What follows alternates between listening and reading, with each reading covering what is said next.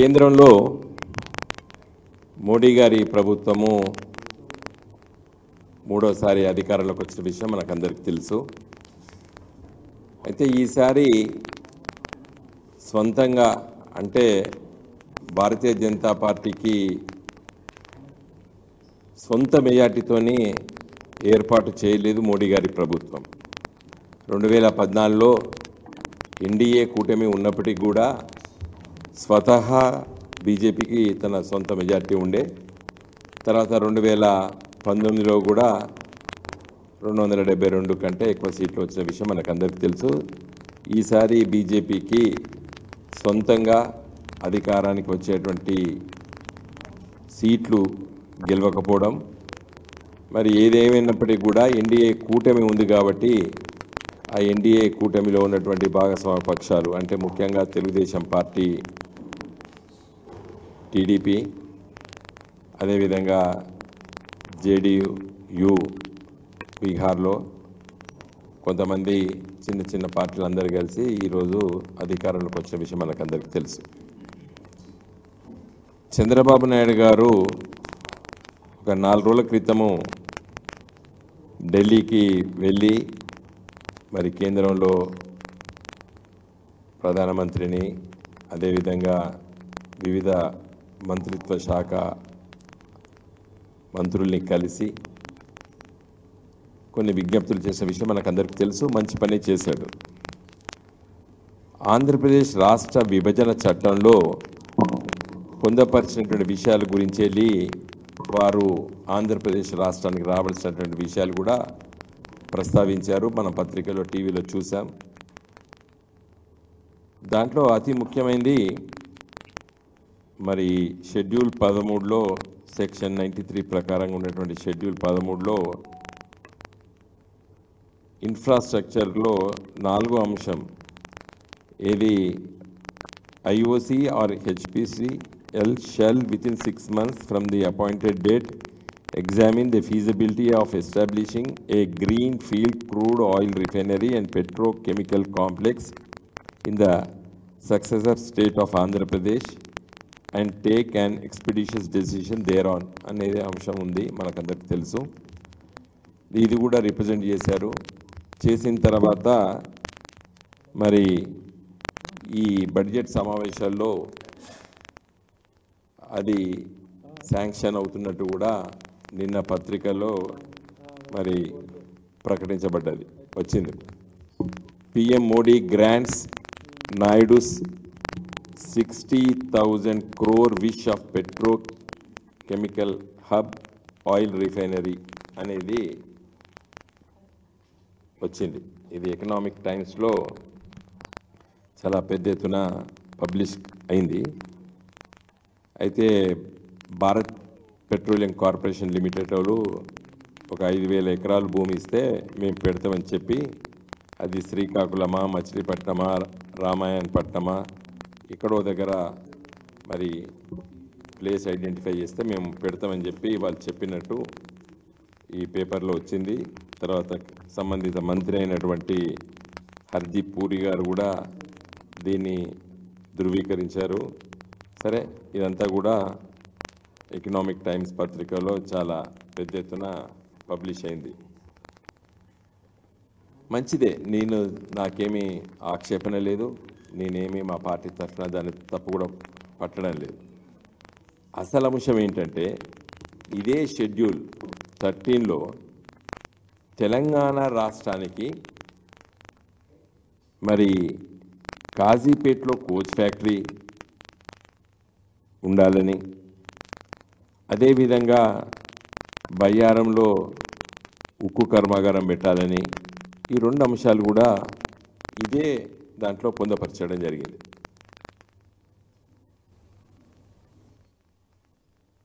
మరి తెలంగాణ రాష్ట్రంలో 8 మంది ఎంపీలు గెలిచారు బీజేపీ వాళ్ళు. కిషన్ రెడ్డి గారు, బండి సంజయ్ గారు ఇప్పుడు మంత్రులు, కేంద్ర క్యాబినెట్లో వారు మంత్రులు. ఒకరు క్యాబినెట్ స్థాయి, ఒకరు ఎంఓఎస్. నా రిక్వెస్ట్ ఏంటంటే ఆంధ్రప్రదేశ్ రాష్ట్రానికి ఇవ్వడం మంచిది, ఎందుకంటే ఆంధ్రప్రదేశ్ రాష్ట్ర విభజన చట్టంలో చెప్పబడ్డది. మరి 60,000 కోట్ల రూపాయలకు సంబంధించిన రిఫైనరీ బీపీసీఎల్ ఆంధ్ర ప్రాంతానికి ఈ హామీ కాబట్టి ఏది ఆంధ్రప్రదేశ్ రాష్ట్ర విభజన చట్టంలో ఉన్నటువంటి హామీ కాబట్టి మరి ఇచ్చిండ్రు. మరి అదే స్థాయిలో తెలంగాణ రాష్ట్రం ఉంది కదా.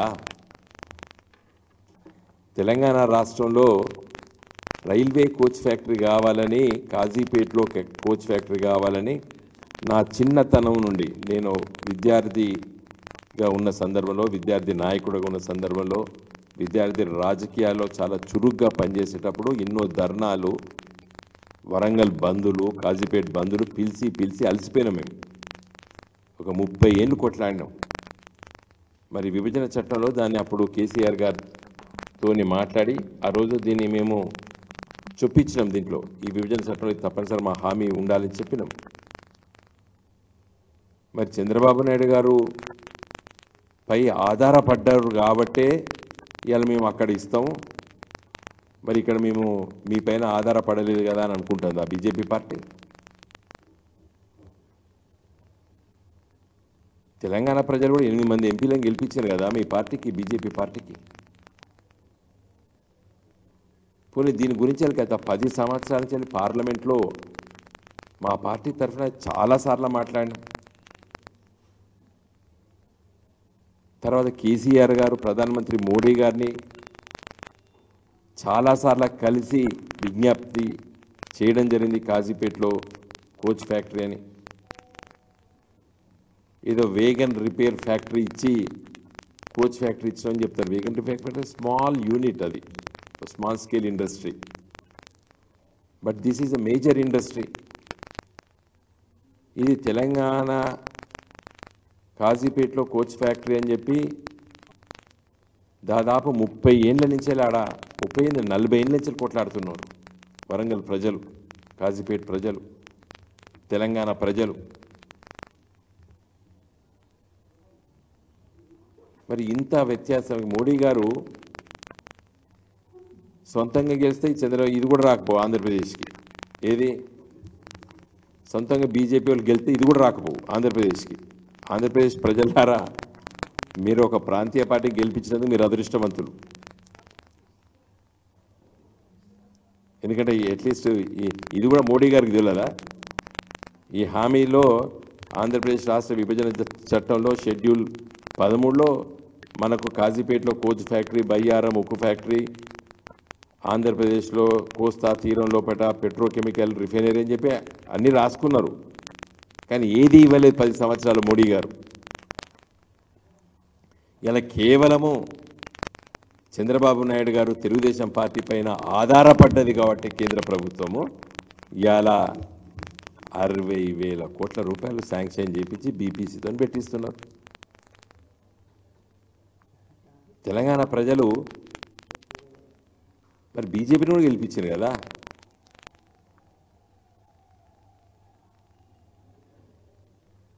ఏం చెప్పాలి దీనికి? మోడీ గారు జవాబు చెప్పాలి కదా.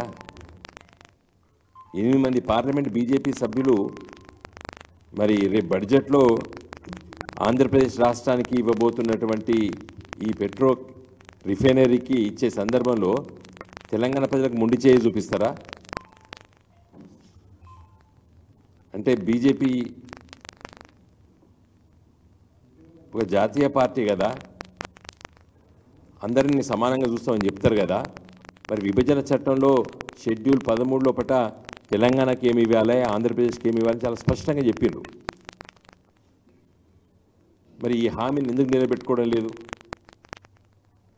ఇవాళ కాజీపేట ఈ డిమాండ్ ఉండి ఈ విభజన చట్టంలో కాజీపేటలో కోచ్ ఫ్యాక్టరీలను ఉన్నప్పటికీ కూడా మరి గుజరాత్లో ఒకటి, మహారాష్ట్రలో లాతూర్లో ఒకటి శాంక్షన్ చేసిండ్రు రైల్వే కోచ్ ఫ్యాక్టరీ. కాజీపేటలో ఎందుకు చేయడం లేదు? తెలంగాణలో ఎందుకు చేయడం లేదు?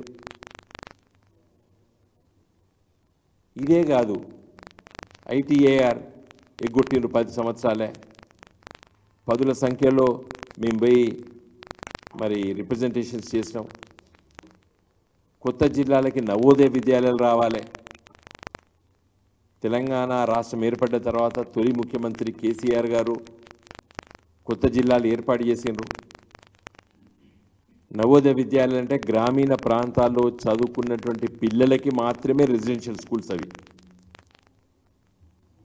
ఇలాగా మారుమూల జిల్లాలు ఆసిఫాబాదు, భూపాలపల్లి, నారాయణపేట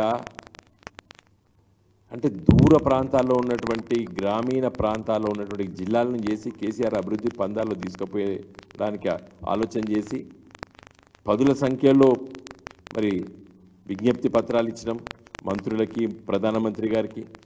నేనే పార్లమెంట్లో పదుల సార్లు మాట్లాడిన నవోదయ విద్యాలయాలు కావాలని. మరి ఈ బడ్జెట్ సమావేశాలు రేపు 23 నుంచి వస్తున్నాయి. మరి ఈ బీజేపీ ఎంపీలు 8 మంది గెలిచిండ్రు. నిన్న వాళ్ళ కార్యవర్గ సమావేశాల్లో కూడా ఈ ఒక్కటి వీటి గురించి మాట్లాడలేదు. నిన్న వాళ్ళ పత్రికలు అన్నీ చూసిన కేవలం రాజకీయం. మళ్ళా తెలంగాణలో అధికారం మనదే. అధికారం ఇచ్చింది కదా, ఇంకా 5 ఏళ్ల వరకు ఇప్పుడు ఎన్నికలే లేవు. మళ్ళీ అధికారం గురించి ఎందుకు మాట్లాడాలి మీరు? ఈ అభివృద్ధి గురించి మాట్లాడండి. రేపు బడ్జెట్లో ఆంధ్రప్రదేశ్కి పెట్రోకెమికల్ ఫ్యాక్టరీ, రిఫైనరీ ఇచ్చిన తర్వాత తెలంగాణకు కాజీపేటలో కోచ్ ఫ్యాక్టరీ ఎందుకు ఇవ్వకూడదు? మీరు ఎందుకు డిమాండ్ చేయరు మోడీ గారిని? ఎందుకంటే మొన్ననే ఎన్నికలైనా నేను ఎక్కువ తీవ్ర స్థాయిలో విమర్శించదలుచుకోలేదు. అట్లీస్ట్ నేను కోరేది ఏంటంటే ఆంధ్రప్రదేశ్కి ఈ ఆయిల్ రిఫైనరీ ఏదైతే శాంక్షన్ చేసే సందర్భంలో తెలంగాణ కూడా కాజీపేటలో కోచ్ ఫ్యాక్టరీని శాంక్షన్ చేయాలని చెప్పి నేను డిమాండ్ చేస్తున్నాను. రేపు బడ్జెట్లో వస్తుందని చెప్పి ఈ పత్రికా ముఖంగా మరి ఇది చాలా పెద్ద వార్త వచ్చింది పేపర్లో. కాబట్టి ఈ ఎకనామిక్ టైమ్స్ అంటే వాళ్ళు బడ్జెట్ తయారైతే వాళ్ళు చుట్టే తిరుగుతుంటారు మీరు, ఈ పేపర్స్ అందరూ, ఈ జర్నలిస్టులు. What's happening in the budget అనేది వాళ్ళు ప్రోబ్ చేస్తుంటారు. మరి అలాంటి ప్రముఖ పత్రిక మరి ప్రచురించింది. ఇన్ని వేల కోట్ల రూపాయలు BPCL, Bharat petroleum corporation limited కోస్తా తీరాన మరి ఏర్పాటు చేస్తుంది ఆంధ్రప్రదేశ్ కని.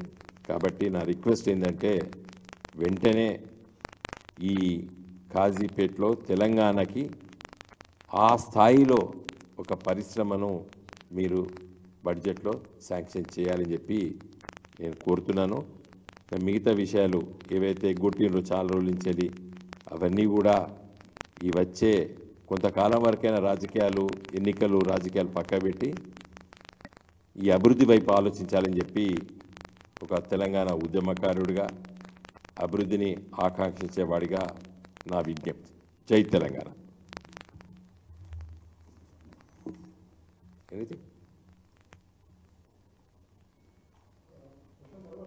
ప్లీజ్ ఏమంటారు?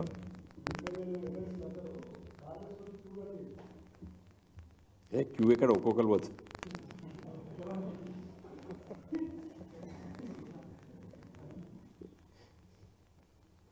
ఇప్పుడు తెలంగాణ ఉద్యమ పార్టీ నుండి గెలిచిన వాళ్ళు తెలంగాణ రాష్ట్రాన్ని మంచిగా అభివృద్ధి చేస్తామని చెప్పే వీళ్ళు వేరే వేరే పార్టీలకి వెళ్ళి వచ్చిన వాళ్ళు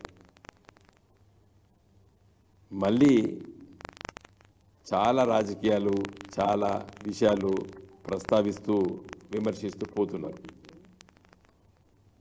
నేను ఒకటే చెప్తానండి, తెలంగాణ తెస్తామని చెప్పినాం, తెలంగాణ తెచ్చి చూపించినాం. తెలంగాణ అభివృద్ధి చేస్తామని చెప్పినాం, తెలంగాణ అభివృద్ధి చేసి చూపించినాం. రాజకీయాల్లో గెలుపు ఓటములు వివిధ కారణాలు ఉంటాయి. వచ్చే 5 సంవత్సరాల తర్వాత మళ్ళీ బ్రహ్మాండమైనటువంటి ప్రజా మద్దతుతో మేము అధికారంలోకి వస్తాం. ఎమ్మెల్యేలు పోవడం దురదృష్టం. పోతే అంత బాధపడుతుండైతే నేనైతే కాదు.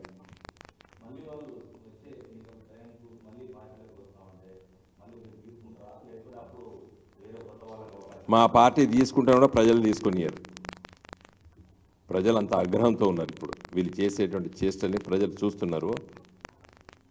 ఎవరు ఎట్టి పరిస్థితుల్లో కూడా కొత్త తరాన్ని లేపుతాడు కేసీఆర్, కొత్త తరాన్ని.